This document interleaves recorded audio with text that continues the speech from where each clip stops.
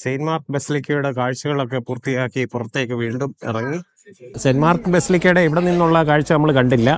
ഇതാണ് പുറത്ത് ഇറങ്ങി വന്ന് നിൽക്കുമ്പോൾ നമ്മൾ കാണുന്നത്. അപ്പോൾ അടുത്ത ഒരു കാഴ്ച എന്ന് പറയുന്നത് Saint mark clock tower. Okay, ഇതിനൊരു പ്രത്യേകതയുണ്ട്. ഏറ്റവും മുകളിലായിട്ട് 3 സെക്ഷൻസ് ആയിട്ടാണ് ഇത് കാണുന്നത്. ഏറ്റവും മുകളിലായിട്ട് കാണുന്ന സെക്ഷൻ, അവിടെ ബുക്കും പിടിച്ച് നിൽക്കുന്ന ഒരു സിംഹം, അത് സെയിന്റ് മാർക്ക് തന്നെയാണ്. ഈ വെനീസ് സിറ്റിയുടെ പാട്രണായ സെയിന്റ് മാർക്ക്, അദ്ദേഹത്തിനെയാണ് പറക്കുന്ന സിംഹമായി ഉപമിച്ചിരിക്കുന്നത്. ലയൺ വിത്ത് വിങ്സ്. കയ്യിൽ പിടിച്ചിരിക്കുന്നത് ബൈബിളാണ്. അത് കഴിഞ്ഞിട്ട് അടുത്ത സെക്ഷനിലേക്ക് നോക്കുമ്പോൾ, സൂക്ഷിച്ച് നോക്കുമ്പോൾ, അവിടെ മഡോണ കുഞ്ഞിനെയുമായി നിൽക്കുന്ന കന്യകാമറിയ. അത് കഴിഞ്ഞ് വലിയ മനോഹരമായ ഫേസോട് കൂടിയ 24 hours ഒരു ഡയൽ.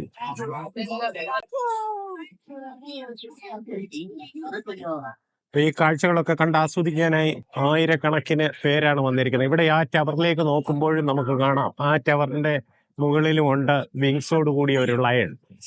അപ്പൊ ഈ ടവറിന്റെ, ഈ ക്യാമ്പനൈൽ എന്ന് പറയുന്ന ഈ ടവറിന്റെ മുകൾ ഭാഗത്തേക്ക് സൂക്ഷിച്ച് നോക്കിക്കഴിഞ്ഞു കഴിഞ്ഞാൽ അവിടെ ഒരു റൊട്ടേറ്റിംഗ് ആയിട്ടുള്ള ഒരു ബ്രോൺസിന്റെ ഒരു സ്ട്രക്ചറുണ്ട്. അത് ഗബ്രിയേൽ മാലാഖയാണ്. ആക്ച്വലി ആ ഗബ്രിയേൽ മാലാഖ നിൽക്കുന്ന ആ ഒരു ചെറിയൊരു പ്ലാറ്റ്ഫോം, അത് റൊട്ടേറ്റ് ചെയ്യുന്ന തരത്തിലാണ് അത് നിർമ്മിച്ചിട്ടുള്ളത്. അപ്പോൾ ഇത് 12ാം നൂറ്റാണ്ടിൽ നിർമ്മിക്കപ്പെട്ട സ്ട്രക്ചറാണ്. ആലോചിച്ച് നോക്കുക, എത്ര പുരാതനമായിട്ടുള്ള നിർമ്മിതികളൊക്കെയാണ് ഇവിടെ ഉള്ളതെന്നുള്ളത്. അടുത്തതായി നമ്മൾ ഡോജസ് പാലസിലെ കാഴ്ചകളിലേക്കാണ് എത്തിയിരിക്കുന്നത്. സെയിന്റ് മാർക്ക് ബസിലിക്കയോട് ചേർന്ന് തന്നെയുള്ളതാണ് ഈ ഒരു കെട്ടിട സമുച്ചയം. ഒരുപാട് ആൾക്കാർക്കൊരു സംശയം ഉണ്ടായിരിക്കും, എന്താണ് ഈ ഡോജസ് പാലസ്? ഡോജ് എന്ന് പറയുന്ന ഒരു രാജാവിൻ്റെ പാലസാണോ? നോ. ഡോജ് എന്ന് പറയുന്നത് ഈ വെനീസ് ഒരു കാലഘട്ടത്തിൽ ഒരു റിപ്പബ്ലിക് ആയിരുന്നു. അതായത് it itself was A nation. 11th സെഞ്ച്വറിയിലൊക്കെ തീർച്ചയായിട്ടും ഒരുപാട് ആക്രമണങ്ങളൊക്കെ നടത്തുകയും ഒരുപാട് രാജ്യങ്ങളൊക്കെ കീഴടക്കുകയും ചെയ്ത വെനീഷ്യൻ കപ്പൽ പടയാളികളെ പറ്റിയൊക്കെ കേട്ടിട്ടുണ്ടാവുമല്ലോ. അപ്പോൾ വെനീസിൻ്റെ ഇലക്റ്റ് ചെയ്യപ്പെട്ട റൂളറിനാണ് ഡോജ് എന്ന് പറയുന്നത്. അപ്പോൾ ആ കാലഘട്ടത്തിൽ റിപ്പബ്ലിക്കായിരുന്ന വെനീസിൻ്റെ ഇലക്റ്റ് ചെയ്യപ്പെട്ടു വരുന്ന റൂളർ ഡോജസ് പാലസ് എന്ന് പറയുന്നത് അതുകൊണ്ടാണ്.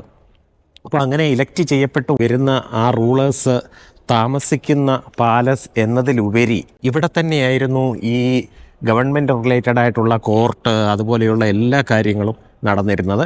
അപ്പോൾ ഈ പാലസിൻ്റെ പ്രത്യേകത അതാണ്. 9th സെഞ്ച്വറിയിലാണ് ആദ്യ ഘട്ടം തുടങ്ങിയത് എങ്കിലും 14ഉം 15ഉം നൂറ്റാണ്ടുകളിൽ റിനൈസൻസിൻ്റെ വരവോടുകൂടി ആർട്ടിനും കൾച്ചർ അതുപോലെയുള്ള കാര്യങ്ങൾക്കൊക്കെ ഒരു വലിയ നവോത്ഥാനം എന്നാണ് പറയുന്നത്. ആ നവോത്ഥാനം വന്നതോടുകൂടി ഒരുപാട് ഇവിടെയുള്ള ആർട്ട് വർക്കുകളും, ടിഷ്യൻ എന്നൊക്കെ പറയുന്ന വളരെ പ്രശസ്തനായ പെയിൻറ്റർ, അദ്ദേഹത്തിൻ്റെ പെയിൻറ്റിങ്ങുകളും ഒക്കെ കൊണ്ട് അതിമനോഹരമാക്കിയ ഒരു പാലസാണ് ഡോജസ് പാലസ്. അപ്പോൾ ഡോജസ് പാലസിൻ്റെ മനോഹരമായ കാഴ്ചകളിലേക്കാണ് നമ്മൾ പോകുന്നത്.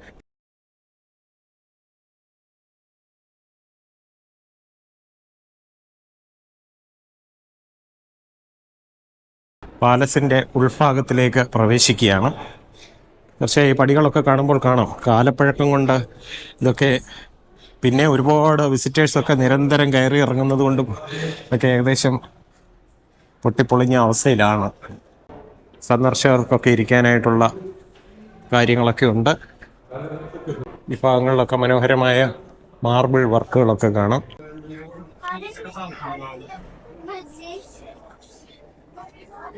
ഇവിടെയൊക്കെ ഒരുപാട് റൂംസ് നമുക്ക് കാണാം. ഓരോ പർപ്പസിന് വേണ്ടി ഉപയോഗിക്കപ്പെട്ടതായിരിക്കാം. ഇവിടെ നിന്ന് താഴേക്ക് നോക്കുമ്പോൾ വിശാലമായ ഒരു കോർട്ട്യാർഡാണ്. പാലസിൻ്റെ കോർട്ട്യാർഡ് കാണാം. ഇവിടെ അപ്പോളോ ദേവൻ്റെ ഒരു സ്കൾപ്ചർ കാണാം. ഇവിടെയും അതുപോലെ. ഇതൊക്കെ മാർബിളാണ്. കാലപ്പഴക്കം കൊണ്ട് ആ ശോഭയൊക്കെ കെട്ടുപോയി. എന്നിരുന്നാലും ഇവിടെയൊക്കെ ഈ സീലിങ്ങുകളിലൊക്കെ അതിമനോഹരമായ വർക്കുകളാണ്. കണ്ടില്ലേ? വളരെ റയറായിട്ടുള്ള ചില മാർബിൾ ഒക്കെ ഉപയോഗിച്ചിട്ടുണ്ട് എന്നുള്ളതിനെ പറ്റി വായിച്ചിട്ടുണ്ട്. ഈ സീലിങ്ങിലെ വർക്കുകളൊന്നും ഇതുവരെയും മാഞ്ഞു പോയിട്ടില്ല. എല്ലാം വളരെ ഇമ്പ്രസീവായിട്ട് ഇപ്പോഴും നിലനിൽക്കുന്നു എന്നുള്ളതാണ്. ഇവിടെയൊക്കെ ഒരുപാട് ഫ്രസ്കോസ് ഉണ്ട്. ഇതൊക്കെ മാർബിളിൽ കാർവ് ചെയ്തെടുത്തിരിക്കുകയാണ്, കണ്ടില്ലേ ഈ രൂപങ്ങളൊക്കെ. വലിയ വാതിൽ പാളികൾ, അവയിലെ വർക്കുകൾ ഇതൊക്കെ വളരെ ഡീറ്റെയിൽഡ് ആയിട്ടാണ് ഇതൊക്കെ ചെയ്തിരിക്കുന്നത്. ഇതിലേക്ക് വർക്കുകളൊക്കെ മാർബിളിൽ.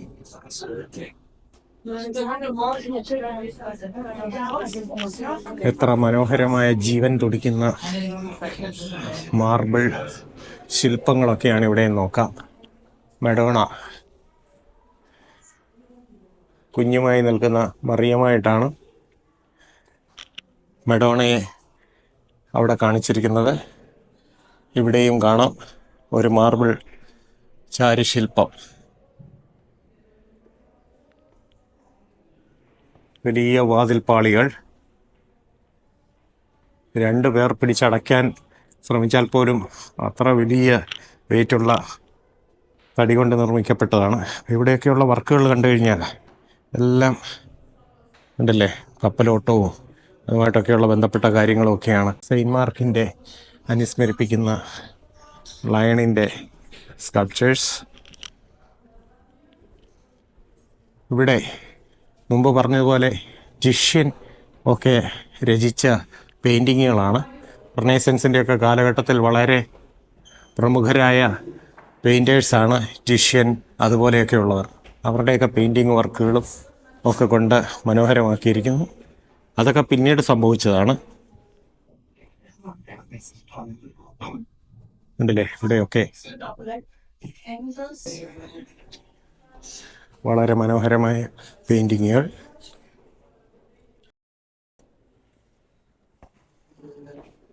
ഇവിടുത്തെ ഈ പെയിൻറ്റിംഗ് ഒക്കെ കണ്ട് നമ്മൾ മുകളിലോട്ട് നോക്കുമ്പോഴേക്ക് റൂഫിലെ വർക്ക് ഭയങ്കരമാണ്.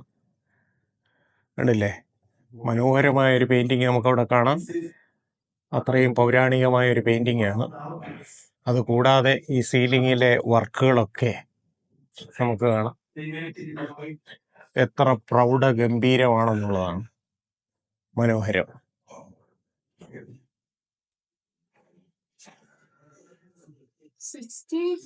ഇവിടെ കാണുന്ന ഈ പെയിന്റിങ് ടിൻറ്റോറെറ്റോ എന്ന് പറയുന്ന പ്രശസ്തനായ പെയിന്ററുടേതാണ്. അതായത് ആട്ടിടയന്മാർക്ക് മാലാക പ്രത്യക്ഷപ്പെടുന്ന ഒരു പെയിന്റിങ്. അങ്ങനെ എവിടെ നോക്കിയാലും പൗരാണികമായ ബിബ്ലിക്കൽ സ്റ്റോറീസൊക്കെ നറേറ്റ് ചെയ്യുന്ന പൗരാണികമായ ഒരുപാട് പെയിൻറ്റിങ്ങുകളും വർക്കുകളും ഒക്കെ തന്നെയാണ്. ഇനിയും നമ്മൾ കിടക്കുന്നത് യഥാർത്ഥത്തിൽ ഈ പാലസിൻ്റെ ഏറ്റവും പ്രമുഖമായ ഒരു ഏരിയയിലേക്കാണ്. അതായത് ഇവിടെയൊക്കെയുള്ള ചേംബേഴ്സുകളിലാണ് ഈ കൊട്ടാരത്തിലെ പ്രമുഖരായ റൂളേഴ്സുമായിട്ട് ബന്ധപ്പെട്ട് തീരുമാനങ്ങളൊക്കെ എടുക്കുകയും ഒക്കെ ചെയ്തിരുന്ന വ്യക്തികൾ അവരുടെ ഓഫീസുകളായിരുന്നു ഈ ഭാഗങ്ങളിലൊക്കെ. അപ്പോൾ പബ്ലിക്കിൽ നിന്നൊക്കെ വരുന്നവർ ഓരോ ആവശ്യങ്ങൾക്കായി വന്ന് ഇവരെയൊക്കെ കാണാനായിട്ട് അങ്ങനെയുള്ള ചേംബേഴ്സ് ആയിരുന്നു ഈ ഭാഗങ്ങളിലൊക്കെ.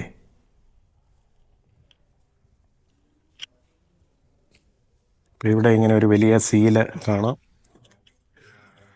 അതിമനോഹരമായ പെയിൻറ്റിങ്ങുകളാണ്. അതിമനോഹരമായ പെയിൻറ്റിങ്ങുകൾ, വളരെ ഡീറ്റെയിൽഡ് ആയിട്ടുള്ള നറേറ്റീവ്സ് ഒക്കെയാണ്. ബൈബിൾ സ്റ്റോറീസിൻ്റെ പല നറേറ്റീവ്സ്.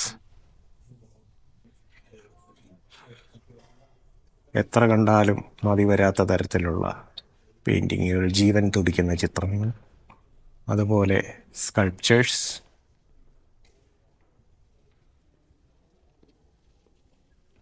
ഇവിടെ വലിയൊരു ഫയർ റൂം പോലെ ഒരു ചിമ്മിനി ഉണ്ടാക്കിയിട്ടുണ്ട്. ഈ ഭാഗങ്ങളിലൊക്കെ വന്നിരിക്കുന്നവർക്കൊക്കെ ആ കാലഘട്ടത്തിൽ ചൂട് കിട്ടാനും ഒക്കെ ആയിട്ടായിരിക്കണം അത് ഉപയോഗിച്ചിരുന്നത്. അവിടെയൊക്കെ സ്കൾപ്ചേഴ്സ് കൊണ്ട് മനോഹരമാക്കിയിരിക്കുകയാണ്, നല്ല പെയിൻറ്റിങ്ങുകൾ.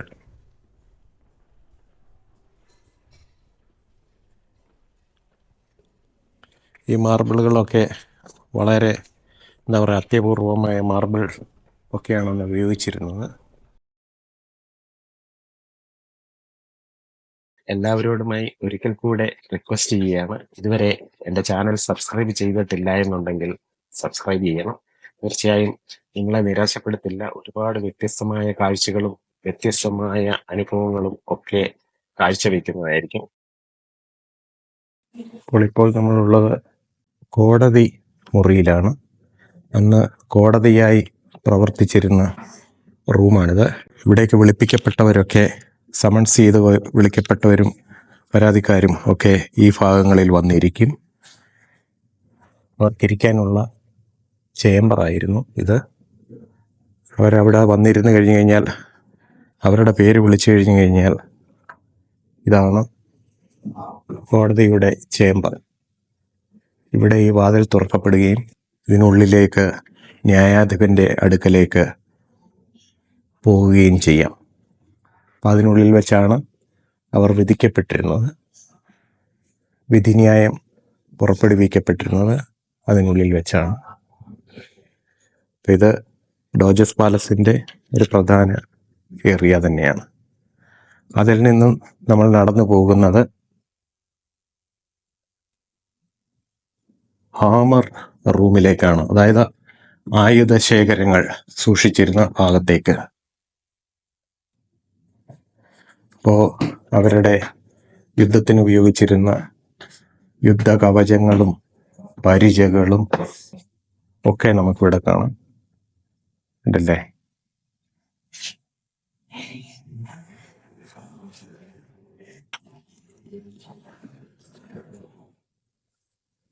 അപ്പം ഇവിടെ ആയുധശേഖരങ്ങൾ നമുക്ക് കാണാം. വാളുകളും കുന്തങ്ങളും പല വിധത്തിലുള്ള തലപ്പാവുകളും ഒക്കെ കാണാം. അപ്പം ഇവിടെ ഒരു പടച്ചട്ട കാണാം. ഈ പടച്ചട്ടയൊക്കെ ധരിച്ചായിരുന്നു യുദ്ധത്തിലൊക്കെ പങ്കെടുത്തിരുന്നത്. വെനീഷ്യൻ പടയാളികൾ എന്ന് പറഞ്ഞു കഴിഞ്ഞാൽ വളരെ ആക്രമണത്തിന് പേരുകേട്ട പോരാളികളായിരുന്നു. അവരുപയോഗിച്ചിരുന്ന ആയുധങ്ങളൊക്കെയാണ്, പല കാലങ്ങളിലായി ഉപയോഗിച്ചിരുന്ന ആയുധങ്ങൾ ഇവിടെ കാണാം. മുകളിലായി ബോ ആൻഡ് ആരോ, ശരങ്ങൾ ഒക്കെ ഉപയോഗിച്ചിരുന്നതിനെ അവയുടെ ശേഖരങ്ങളൊക്കെ കാണാം. അമ്പുകളും അവ സൂക്ഷിച്ചിരുന്ന കേസുകളും ഒക്കെ. ഇവിടെയും ആയുധപ്പുരയുടെ കാഴ്ചകൾ കണ്ടിന്യൂ ചെയ്യുകയാണ്, ഉണ്ടല്ലേ? ഹെൽമെറ്റുകൾ, ഇവിടെ പടച്ചട്ടകൾ, പരിചകൾ, ശരങ്ങൾ,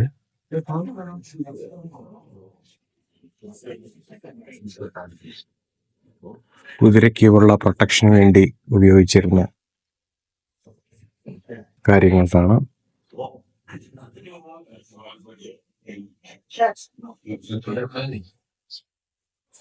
ശരീരമാസകലം കവർ ചെയ്യുന്ന പടച്ചട്ടകൾ,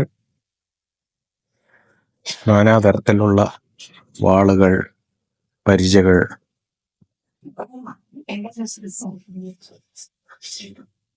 ചില പരിചകളിലൊക്കെ വലിയ ആർട്ട് വർക്കുകളൊക്കെയാണ് ചെയ്തിരിക്കുന്നത്, ഉണ്ടല്ലേ? വാൾപ്പയറ്റിന് ഉപയോഗിച്ചിരുന്ന വാളുകൾ. ഈ ഭാഗങ്ങളിലെല്ലാം പടച്ചട്ടകളും ഹെൽമെറ്റുകളും ഒക്കെയാണ്.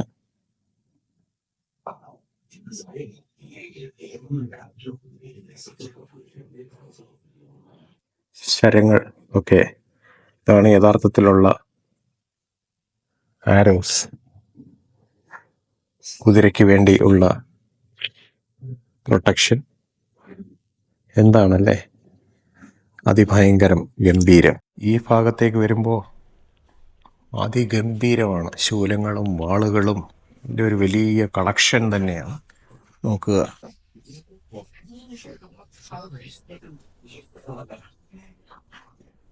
വലിയ കുന്തങ്ങൾ, പരിചകൾ. ഇപ്പോഴും ഒരു യുദ്ധത്തിന് പെട്ടെന്നൊന്ന് വരുമ്പോട്ടാൽ ഇത്രയും സാധനങ്ങൾ മതി ഒരു യുദ്ധം വിജയിച്ചു വരാനെന്നുള്ളതാണ്. എന്തായിരുന്നു അപ്പോൾ വെനീഷ്യൻ പട്ടാളം, നാവികസേന? യഥാർത്ഥത്തിൽ ഒരു വലിയ നാവികസേനയായിരുന്നു അവർ, ഉണ്ടല്ലേ? എന്താണ് ആ ശൂലങ്ങളും കാര്യങ്ങളുമൊക്കെ, ഏതെല്ലാം തരത്തിലുള്ള ആയുധങ്ങൾ, ഗദകൾ, ഉണ്ടല്ലേ? ഭയങ്കരം.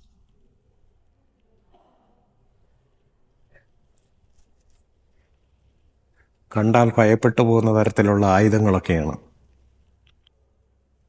ഇത്രയും ആയുധങ്ങളൊക്കെ കൈവശമുണ്ടായിരുന്ന ആ കാലഘട്ടത്തിൽ ഇതൊക്കെ 9th സെഞ്ച്വറിയിലൊക്കെയാണെന്ന് ഓർക്കണം. അപ്പോൾ എന്തൊരു ശക്തരായ പോരാളികളായിരുന്നു അവർക്കൊക്കെ. ഈ ആയുധങ്ങളൊക്കെ കയ്യിലെടുക്കുമ്പോൾ തന്നെ ആ പോരാളികളുടെ ആ ഒരു കോൺഫിഡൻസ്, ലെവൽ ഓഫ് കോൺഫിഡൻസ് എന്തായിരുന്നു എന്ന് ഊഹിക്കാവുന്നതേ ഉള്ളൂ. കണ്ടില്ലേ പരിചകൾ, ഏതെല്ലാം തരത്തിലുള്ള പരിചകൾ. ഈ വാളുകളൊക്കെ എന്ന് പറഞ്ഞു കഴിഞ്ഞാൽ ഇതൊക്കെ എത്ര പേരുടെ കഴുത്തറുത്ത വാളുകളായിരിക്കാം. ഭയങ്കരമാണ്, അതിഭയങ്കരമായ രീതിയിലുള്ള വാളുകൾ. അപ്പോൾ ഇവിടെ ഈ മധ്യഭാഗത്തായിട്ട് പ്രദർശിപ്പിച്ചിരിക്കുന്ന ഈ ബ്രോൺസിൽ തീർത്ത ഈ സ്കൾപ്ചർ, ഇത് ഫ്രാൻസിസ്കോ എന്ന് പറയുന്ന ഒരു ഡോജ് ആയിരുന്നു. ഡോജ് എന്ന് പറഞ്ഞാൽ ഞാൻ പറഞ്ഞു ഈ റിപ്പബ്ലിക്കിൽ തിരഞ്ഞെടുത്ത് വരുന്ന റൂളറാണ്. അപ്പോൾ ഫ്രാൻസിസ്കോ എന്ന് പറയുന്ന ആ റൂളറിൻ്റെ ഒരു വെങ്കല പ്രതിമ ഇവിടെ കാണാം.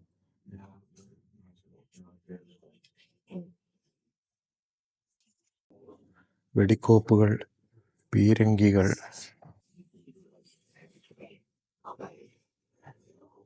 ഇതെല്ലാം ആയുധപ്പുരകളാണ്. അതിഗംഭീരം.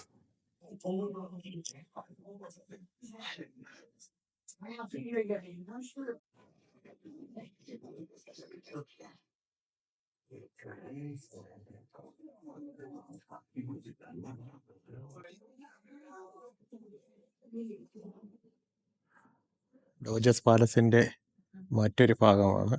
എല്ലാം മനോഹരമായ പെയിൻറ്റിങ്ങുകൾ കൊണ്ടാണ് അലങ്കരിച്ചിരിക്കുന്നത്. ഇതൊക്കെ രാജസദസ്സുമായി ബന്ധപ്പെട്ട കാര്യങ്ങളൊക്കെയാവും. ഇരിപ്പിടങ്ങൾ ഉണ്ടല്ലേ, വലിയ കൗൺസിലുകളൊക്കെ കൂടാൻ വേണ്ടിയുള്ള ഹോളുകളും മറ്റുമായിരുന്നിരിക്കണം. 1577 ഈ ഡോജസ് പാലസിൽ ഒരു വലിയ തീപിടുത്തം ഉണ്ടായി. അങ്ങനെ ആ തീപിടുത്തത്തിൽ നശിച്ചുപോയ ഒരുപാട് ഫ്രസ്കോകളുടെയും അതിൻ്റെയൊക്കെ അവശിഷ്ടങ്ങളാണ് ഇവിടെ സൂക്ഷിച്ചിരിക്കുന്നത്. അതിൻ്റെ കളറും കാര്യങ്ങളും എല്ലാം പോയി എങ്കിലും ഇപ്പോഴും ആ ഫ്രസ്കോയിൽ രൂപങ്ങൾ ഏറെക്കുറെ വ്യക്തമാണ്. 53 മീറ്റേഴ്സ് ലോങ്ങും 25 മീറ്റർ വൈഡുമായിട്ടുള്ള വലിയൊരു ഹോളിലേക്കാണ് നമ്മൾ എത്തിയിരിക്കുന്നത്. യൂറോപ്പിലെ തന്നെ ഏറ്റവും വലിയ റൂമെന്നാണ് ഇത് വിശേഷിപ്പിക്കപ്പെടുന്നത്. വളരെ ലാർജായിട്ടുള്ള ഒരു ഹോൾ. യഥാർത്ഥത്തിൽ വെനീഷ്യൻ റിപ്പബ്ലിക്കിൻ്റെ ഏറ്റവും വലിയ ഒരു പ്രത്യേകത എന്ന് പറയുന്നത് അതിനെ നിയന്ത്രിക്കുന്നതിൻ്റെ ഏറ്റവും വലിയ ബോഡി, ദി ഗ്രേറ്റ് കൗൺസിൽ എന്ന് പറയുന്ന കൗൺസിൽ, അതിലെ മെമ്പേഴ്സ് എന്ന് പറയുന്നത് ഈ വെനീഷ്യൻ സമൂഹത്തിലെ ഓരോ കുടുംബത്തിൽ നിന്നുള്ള, അതായത് സമ്പത്തിൻ്റെയും സാമൂഹിക വ്യവസ്ഥിതിയുടെയും ഒന്നും വ്യത്യാസമില്ലാതെയുള്ള മെമ്പേഴ്സ് ഇതിൽ ഭാഗഭാക്കായിരുന്നു. അവർ കൂടിയ ആ വലിയ കൗൺസിലാണ് യഥാർത്ഥത്തിൽ ഗവൺമെൻറ്റിൻ്റെ ബാക്കി എല്ലാ സംവിധാനങ്ങളെയും നിയന്ത്രിച്ചിരുന്ന അവസാന വാക്ക് എന്ന് പറയുന്നത്. അപ്പോൾ അങ്ങനെയുള്ള ആ ഗ്രേറ്റ് കൗൺസിൽ കൂടുന്നതിനായിട്ടാണ് ആ കാലഘട്ടത്തിൽ തന്നെ ഇത്രയും വിശാലമായ ഒരു ഹോൾ നിർമ്മിക്കപ്പെട്ടത്. ഇത് ഇന്നും യൂറോപ്പിലെ ഏറ്റവും വലിയ റൂം എന്നാണ് അറിയപ്പെടുന്നത്. അപ്പോൾ വെനീഷ്യൻ റിപ്പബ്ലിക്ക് എത്ര മാതൃകാപരമായിരുന്നു എന്നുള്ളതിൻ്റെ ഒരു വ്യക്തമായ ചിത്രം നമുക്കിവിടെ നിന്ന് കാണാം. ഇതാണ് the room for the great council. കണ്ടില്ലേ, ഇവിടെ തിരഞ്ഞെടുക്കപ്പെട്ട ഈ കൗൺസിലിൻ്റെ മേലധികാരികൾ ഒക്കെ ഇരിക്കും. ബാക്കി ഭാഗങ്ങളിലെല്ലാം കൗൺസിൽ മെമ്പേഴ്സ്. പക്ഷെ അവരുടെ ഓരോ വ്യക്തികളുടെയും അഭിപ്രായങ്ങളും അവരുടെ വിമർശനങ്ങളും ഒക്കെ ഉൾക്കൊണ്ടാണ് ഈ റിപ്പബ്ലിക് പ്രവർത്തിച്ചിരുന്നത്. റിനൈസൻസ് പീരീഡിലെ ഏറ്റവും പ്രമുഖമായ സ്കൾപ്ചറിലൊന്നാണ് ആദം ആൻഡ് ഈവ് എന്നുള്ള ഈ സ്കൾപ്ചർ. ഇത് ആദം, അവിടെ ഈവ്, ഹവ്വ.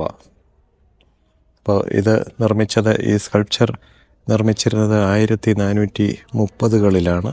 ആൻറ്റോണിയോ റിസോ എന്നയാളാണ് ഈ സ്കൾപ്ചർ നിർമ്മിച്ചത്. ഇത് മറ്റൊരു റൂമാണ്, കോർട്ട് റൂമോ അതുപോലെയുള്ള ഒരു റൂം. ഇവിടെ ഇരിപ്പിടങ്ങളുണ്ട്. ഇവിടെ ന്യായാധിപനോ മറ്റോ ഒക്കെ എഴുന്നള്ളിയിരിക്കുന്ന ഭാഗം. പക്ഷെ ഇതിൻ്റെയൊക്കെ പ്രത്യേകത എന്ന് പറയുന്നത് ഇതിൻ്റെ എല്ലാം വോളുകൾ എല്ലാം അതിമനോഹരമായ പെയിൻറ്റിങ്ങുകളും റൂഫുകളൊക്കെ അതിമനോഹരമായ ഫ്രസ്കോസ് കൊണ്ടും ഒക്കെ അലങ്കരിച്ചിരിക്കുകയാണ്. ഉണ്ടല്ലേ? കുരിശിൽ നിന്ന് യേശുവിൻ്റെ ശരീരം ചുമന്നിറക്കുന്ന ഒരു പെയിൻറ്റിങ്.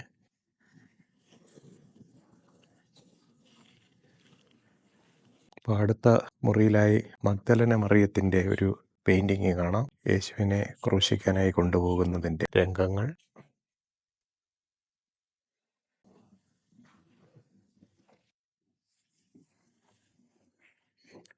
വിഖ്യാതമായ പെയിൻറ്റിങ്ങുകളാണ് ഇവയൊക്കെയും. 1519 രചിക്കപ്പെട്ട ഒരു പെയിൻറ്റിങ്ങാണിത്. ലാംബർട്ട് ലൊംബാർഡ് എന്ന് പറയുന്ന പ്രശസ്തനായ പെയിൻറ്റർ, അദ്ദേഹം പെയിൻറ്റ് ചെയ്ത original പെയിൻറ്റിങ്ങാണിത്. Lambert Lombard.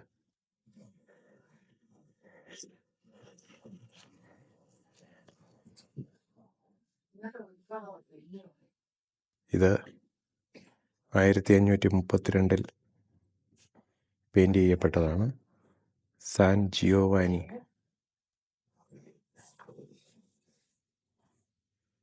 മെറ്റൻ de was.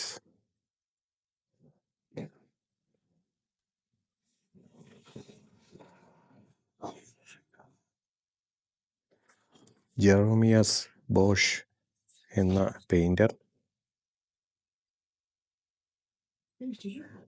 കാലഘട്ടം 16th century. Quinton mercies 1465 painting. അങ്ങനെ ഒരുപാട് അമൂല്യമായ പെയിൻറ്റിങ്ങുകളാണ് ഇവിടെ എല്ലാം നമുക്ക് കാണാൻ സാധിക്കുന്നത്. ഇവിടെ വിറ്റോറെ കാർപ്പാച്ചിയോ 1516 വരച്ച ഒരു painting. Lion of saint Mark. അതിമനോഹരമായ വലിയൊരു പെയിൻറ്റിങ്ങാണിത്. ജിയോവാനിയുടെയും ജാക്കോപ്പോയുടെയും ഒക്കെ പെയിൻറ്റിങ്ങുകളാണ്.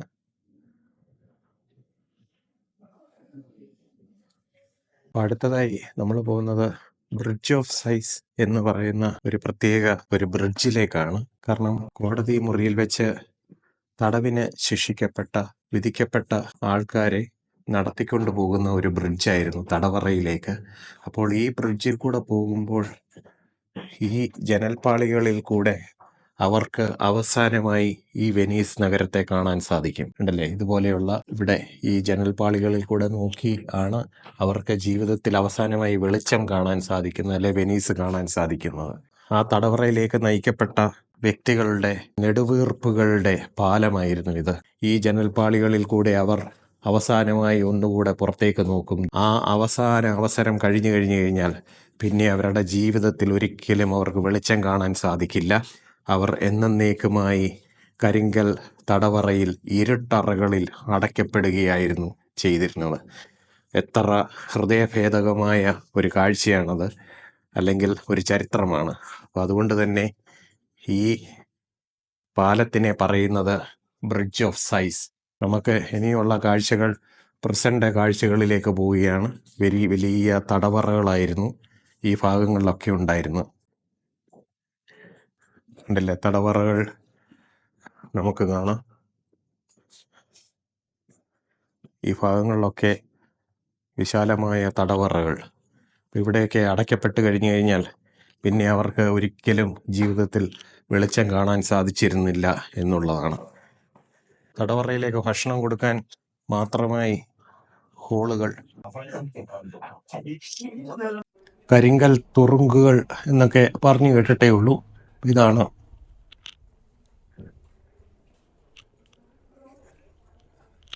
ജയിലറകൾ.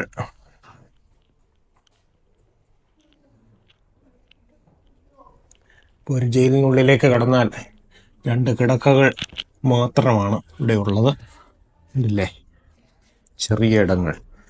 ഇത് അടച്ചു കഴിഞ്ഞു കഴിഞ്ഞാൽ വലിയ കാരിരുമ്പ് വാതിലുകളും ഒക്കെ ആയിട്ടാണ് ഇത് അടച്ച് ഭദ്രമാക്കി അവരെ തുറുങ്കൽ അടച്ചിരുന്നത്. കണ്ടില്ലേ, ഇതൊക്കെയാണ് ജയിലുകൾ.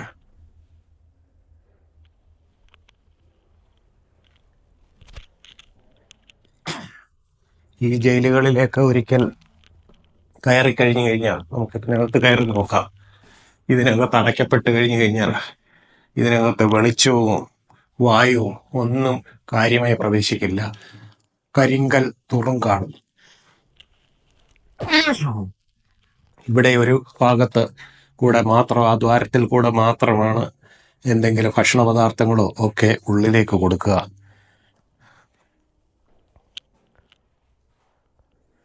ഇതാണ് കൽ തുറുങ്ക്.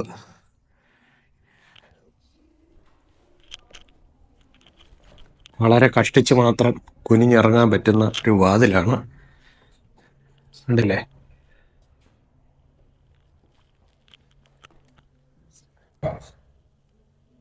ഈ തടവറയിൽ എത്രയോ ജീവിതങ്ങൾ പൊലിഞ്ഞു പോയിട്ടുണ്ടാകാം എന്നുള്ളതാണ്.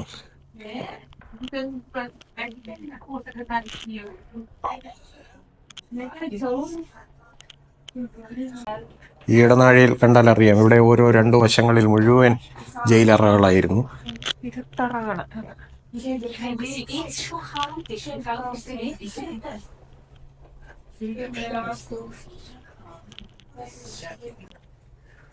ഇവിടെയും ഈ ഭാഗത്തും ഒരുപാട് ജയിലുകൾ കാണാം, ജയിലറകൾ.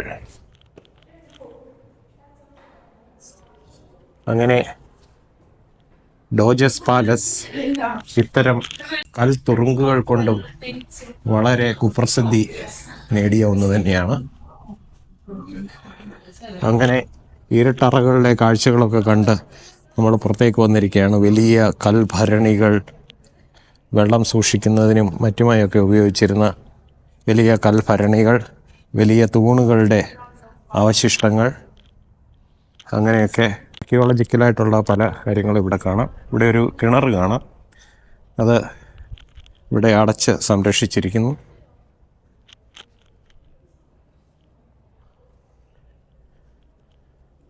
ഇവിടെയൊക്കെ ഈ ജനലഴികളൊക്കെ കാണാം, എത്രയോ വലിയ കാരിരുമ്പുകൾ കൊണ്ട് നിർമ്മിച്ച, സുരക്ഷിതത്തിന് അത്രയും പ്രാധാന്യം കൊടുത്ത സ്ഥലങ്ങളൊക്കെയാണ് ഈ ഭാഗങ്ങളൊക്കെ. അന്ന് ഡോജസ് പാലസിൽ ഉപയോഗിച്ചിരുന്ന ചെരുപ്പുകൾ, മൺഭരണികൾ ഇതൊക്കെ പിന്നീട് വീണ്ടെടുക്കപ്പെട്ടവയാണ്. ഉണ്ടല്ലേ, ഇവിടെയൊക്കെ വലിയൊരു കളക്ഷൻസാണ് ഇവിടെയുള്ളത്.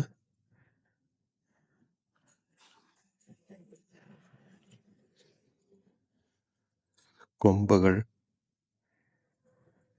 മൃഗങ്ങളുടെയൊക്കെ അവശിഷ്ടങ്ങൾ, ഇതൊക്കെ പിന്നീട് ഈ ഭാഗങ്ങളിൽ നിന്ന് ആർക്കിയോളജിസ്റ്റുകൾ കണ്ടെടുത്ത വസ്തുക്കളാണ്. അങ്ങനെ ഡോജസ് പാലസിൻ്റെ കാഴ്ചകളൊക്കെ അവസാനിച്ച് നമ്മൾ പുറത്തേക്ക് കടക്കുകയാണ്. ഉസ്കിട്ട എക്സിറ്റ്.